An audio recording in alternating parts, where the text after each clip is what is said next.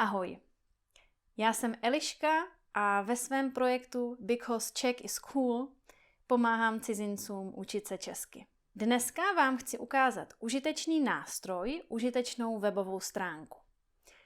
Určitě jste si všimli, když posloucháte češtinu nebo když čtete, že existují různé formy slov. Například tady, nebo zde, nebo teď a nyní, nebo abychom versus abysme.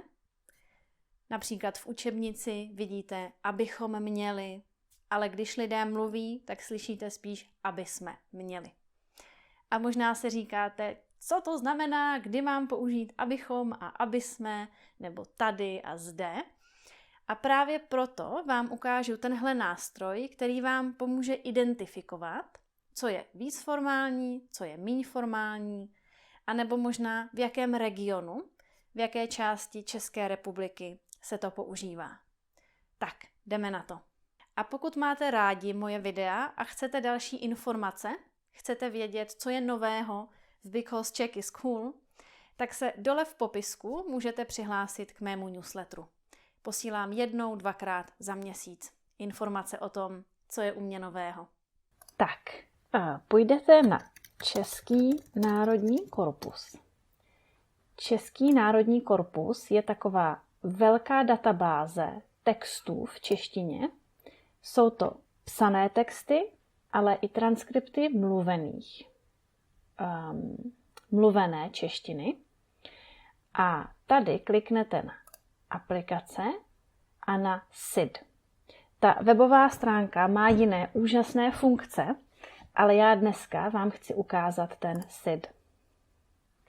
Tak, tady máte 2 kolonky, 2 políčka a napíšete tam 2 slova, která jsou hodně podobná. Takže například nyní a teď.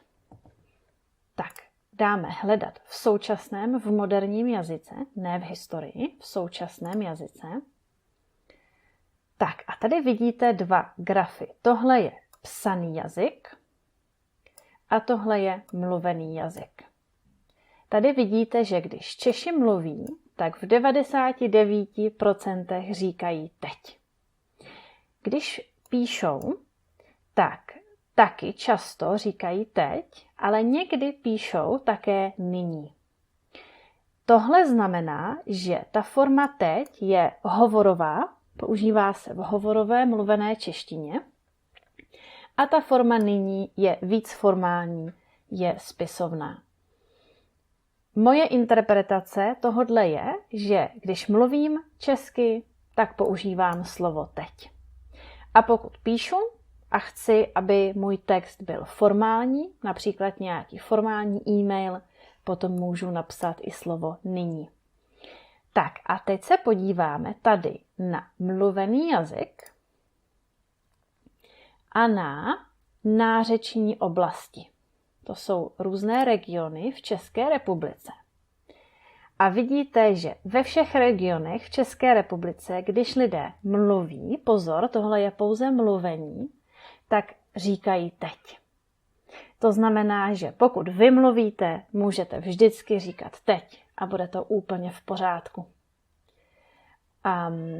Ty informace v Českém národním korpusu nejsou vždycky 100%, takže je fajn o tom vědět a brát to trošku s rezervou, nebrat to jako 100% zdroj, ale myslím, že pro takovou základní orientaci je to perfektní. Teď se podíváme na abychom versus abysme. Například v učebnici se učíte kondicionál, abychom měli, ale lidé říkají, aby jsme měli. Tak se podíváme.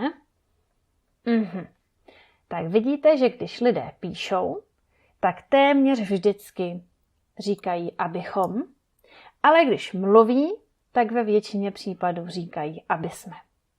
A zase můžete to interpretovat tak, že když budete psát abychom, když budete mluvit, můžete bez problému říkat abysme. Tak, znovu se podíváme tady na mluvený jazyk a na nářeční oblasti. Tak, vidíte, že v Čechách a na Moravě lidé většinou říkají aby jsme. Pokud žijete například tady ve Slezsku nebo na Ostravsku, tak vidíte, že lidé někdy říkají také abychom. Takže pokud žijete například v Praze, můžete říkat aby jsme a bude to fajn. Pokud žijete v Ostravě, tak možná budete říkat také abychom. A lidé kolem vás budou také někdy říkat abychom. Tak a ještě se podíváme na slova tady a zde, což jsou taky synonyma. Tak a tady vidíte, že ta varianta zde je opravdu hodně formální, protože i když lidé píšou, tak často píšou tady. A když mluví, tak téměř vždycky říkají tady. Tak a ještě se podíváme na mluvený jazyk, nářeční oblasti. No a tady je to úplně jasné.